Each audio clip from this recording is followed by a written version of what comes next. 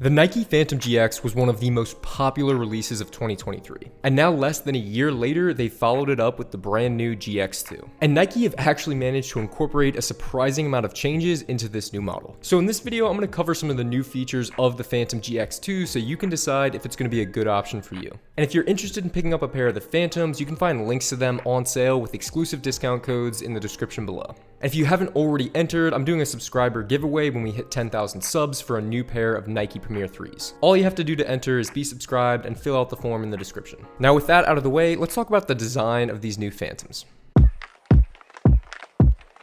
And to kick things off with what's arguably the most important feature of these boots, Nike have decided to keep the extremely popular grip knit from the previous model. Now, grip knit was really a huge innovation when Nike released it last year because before that model, there was really nothing that had an upper quite this sticky and adhesive. But that being said, the way that the grip knit is presented in the new GX2 is going to be a little bit different compared to what we saw in the original Phantom. And in my opinion, that's actually a good thing because instead of just getting the really grippy material throughout the upper, you're also going to get these textured elements that you see all throughout the midfoot and forefoot. So you're essentially getting additional grip from two different sources. There's the stickiness of the material and the traction that you get from those elements. And I really like that in the sweet spot of the boots, you get these concentric circles of that textured material that radiates out from the center of the boot. And overall, the grip knit on the new GX2s is really expansive. I'd say it covers about 70 to 80% of the entire upper, and it's definitely going to cover any part of the boot that you're going to be making contact with the ball.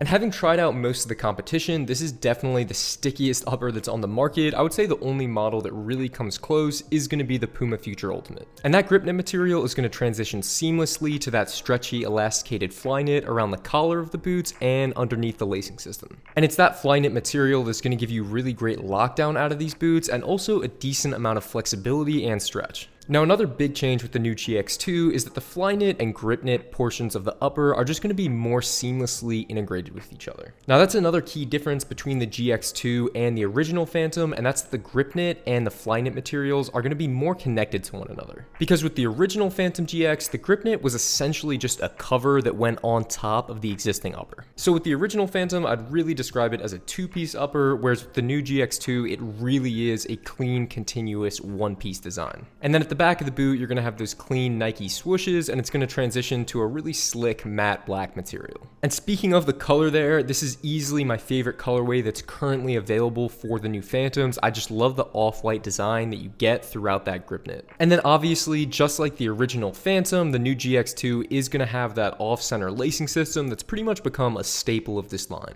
And one thing that off-center lacing system is going to allow you to do is just have a slightly cleaner and more expansive striking surface. But moving on to the sole plate of the new GX2, this is where we really start to see a lot of differences. Because instead of sticking with the traditional GX sole plate that had a combination of conical studs and tri-star studs, the new sole plate in the GX2 is actually going to come straight from last year's Phantom Luna. And the main feature of this new sole plate is going to be the Cyclone 360 stud configuration that you see in the forefoot here. Now, the main purpose of this new tooling that actually came out last year with the Luna is to help reduce the possibility of injuries by lowering the rotational traction that you experience on the field. And I think one of the motivations behind Nike coming out with that design was because there was such an increase in ACL injuries in both the professional women's game and the men's game. And we're going to talk later in the video about how much of a difference this stud configuration actually makes when you're on the pitch. And then as far as the tooling of this sole plate, it's going to be really rigid throughout the midfoot and have a little bit of snap throughout the toe box. I'd say it's about on par with how aggressive the sole plate is in the Vapor 15. Next up, let's talk about the fit and feel of the new GX2. Now, honestly, my expectations coming into trying on this football boot were a little bit mixed because I wasn't actually the biggest fan of the fit of the original Phantom GX. But I'm happy to say I do think the fit of the new GX2 has been improved. Now, just to start off with the sizing, I got these in my standard 10.5 US, which is true to size for me, and the fit was perfect. So if you are picking out a pair, I would definitely go with the same size you would typically get when ordering a pair of Nike football boots. And where I think the new GX2 made some improvements when it comes to fit is going to be the volume that you get around the midfoot of these boots. There's just so much space and so much material that you get around the center of these boots, so it doesn't feel like your feet are too claustrophobic, and there's definitely going to be a little bit more space in these compared to the Vapors. So if you like the idea behind the Vapor 15s, but they just hug your feet a little bit too tight, the GX2s could be a good answer for that. Now, when I tried the original Phantom GX, I just felt that my feet were a little bit squished at the front of the boot, and I got a few pressure points towards like my pinky toe area, and I did not feel those same pressure points with the new GX2. And thanks to all that Flyknit material that you get through the center of the boot and around the collar, the boots feel really stretchy on feet as well. And for the lacing system, I really like that it goes pretty deep all the way to the base of the toe box, but I found that the best strategy for me when lacing up these boots was just to leave them relatively relaxed towards the middle of the boot and just tighten them up around the ankle area to make sure I had enough lockdown. Now, I will note that the collar doesn't go that high around your ankle with the GX2, and I did see a couple of gaps around the sides of my ankle when trying on the boots. And unfortunately, it led to those little black pellets getting into the boots since I was playing on an artificial grass pitch. So if you're interested in a version of the Phantom that has a slightly higher cut collar that's going to wrap around your ankle, I would recommend going with the Phantom Luna 2, which is going to be exactly identical to this boot, just with that higher elasticated Flyknit collar. As far as some minor issues that I did have when trying on these boots, I do think that the shape and silhouette of these boots could be improved slightly. And what I mean by that is that these boots offer so much space towards the midfoot here. As you can see, just by compressing the upper, you can see how much volume runs across your midfoot area there, but then they taper very aggressively towards the toe box, almost in this torpedo-like design. And I actually think that other brands like New Balance and Adidas do a slightly better job than Nike when it comes to gradually taping the width of their boots as they go from the midfoot to the toe box, so you don't feel any of those pressure points at the end of the boot.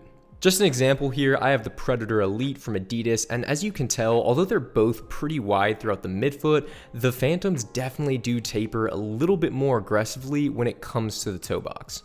So if anything, I think with the new Phantom GX2s, they actually could have done with possibly a little less width in the midfoot and just expanded the boots a little bit more towards the top of the toe box. But nevertheless, I still thought these were really comfortable boots to play in, and they were an improvement over the original Phantoms. And before we move on to the playability of the Phantoms, I want to shout out the sponsor of this video, Football Supplements.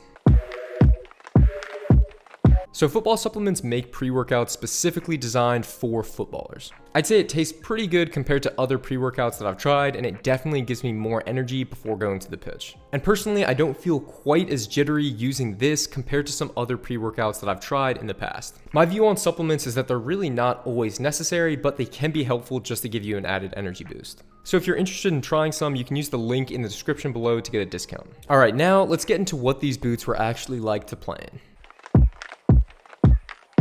In my opinion, the Phantom GX2s are definitely going to deliver on what they promise when it comes to what they're actually like to play in. And that's because the grip knit is definitely noticeable when you've got these boots on feet. And I especially noticed a difference with the upper when it came to dribbling the ball. When dribbling, the ball will feel almost glued to your feet, and it definitely takes a few touches just to get used to the sensation.